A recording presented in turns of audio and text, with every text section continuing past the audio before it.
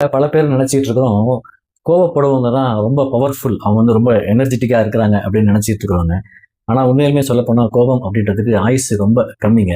ஒரு பட்டாசையும், ஒரு விளக்கையும் நீங்க கம்பேர் பண்ணி பாருங்களேன். ஒரு பட்டாசு மிகுந்த சத்தத்தோட, ஒரு பெரிய பிரகாசத்தோட எரிஞ்சு சில நேரங்கள்லயே அது சாம்பலாயிடும். ஆனா ஒரு சின்ன ஒரு விளக்கு, அகல் விளக்கு சாந்தமா எரிஞ்சுகிட்டு பல மணி நேரம் அதனுடைய வெளிச்சம் இந்த உலகிற்கு வெளிச்சம் கொடுக்கக்கூடிய விஷயமா இருக்குங்க.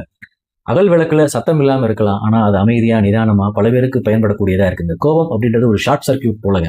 அது அது யாரு கோபப்படுறாங்களோ அவங்கள தான் முதல்ல பாதிக்கும். அது இருக்கிறவங்களுக்கு கூட அதனுடைய பாதிப்பு அப்புறம் தான். தன்னை தானே அழித்துக் கொள்ள வேண்டும் என்றால் நீங்கள் கோபப்படுங்கள். நிதானமாக இருந்தால் உங்களை நீங்கள் காத்துக்கொள்வது மட்டுமல்லாமல், உங்கள் உடனிருப்பவர்களையும் நீங்கள் காத்து ரட்சிக்கிறீர்கள் என்று பொறுத்து. இதற்கு ஒரு ஒரு தனி ஸ்பிரிச்சுவல் ஒரு அவேர்னஸ் இருந்தால் தான் இதெல்லாம் நமக்கு புரியும். ஒரு ஸ்பிரிச்சுவல் அவேக்னிங் உங்களுக்கு வேணும் அப்படின்னா, நீங்க என்ன தொடர்பு கொள்ளலாம். நம்ம தனியா இதை பத்தி நம்ம பேசி மேலும் புரிதல்களுக்கு நாம் வரலாம்.